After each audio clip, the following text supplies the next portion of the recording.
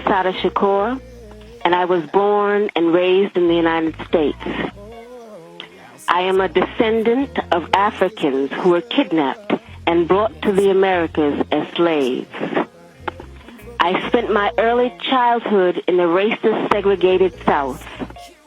I later moved to the northern part of the country, where I realized that black people were equally victimized by racism and oppression. I grew up and became a political activist, participating in student struggles, the anti-war movement, and most of all, in the movement for the liberation of African Americans in the United States.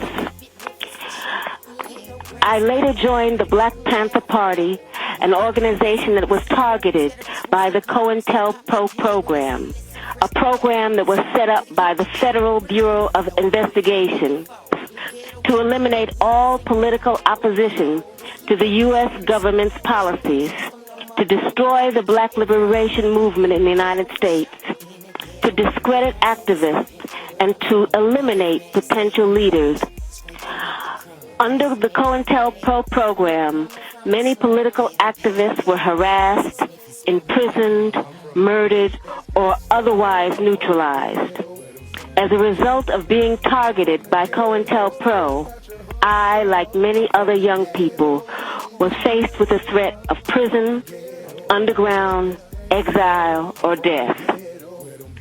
The FBI, with the help of local police agencies, systematically fed false accusations and fake news articles to the press, accusing me and other activists of crimes we did not commit.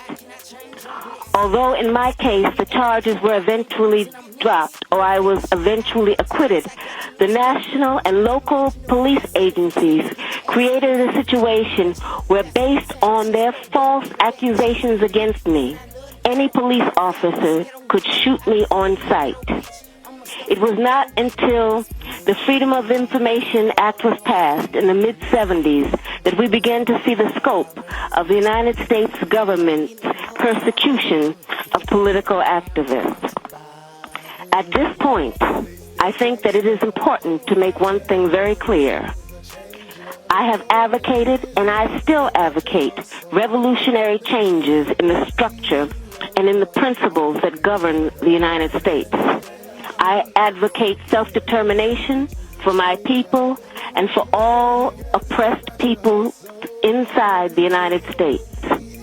I advocate an end to capitalist exploitation, the abolition of racist policies, the eradication of sexism, and the elimination of political repression.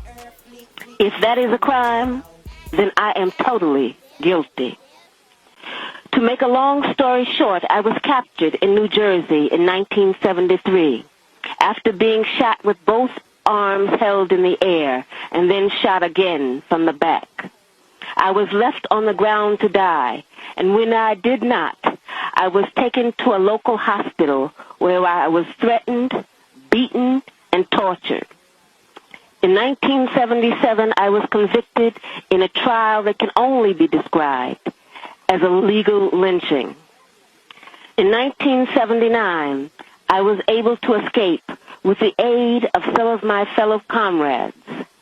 I saw this as a necessary step, not only because I was innocent of the charges against me, but because I knew that the racist legal system in the United States, I would receive no justice. I was also afraid that I would be murdered in prison. I later arrived in Cuba, where I am currently living in exile as a political refugee.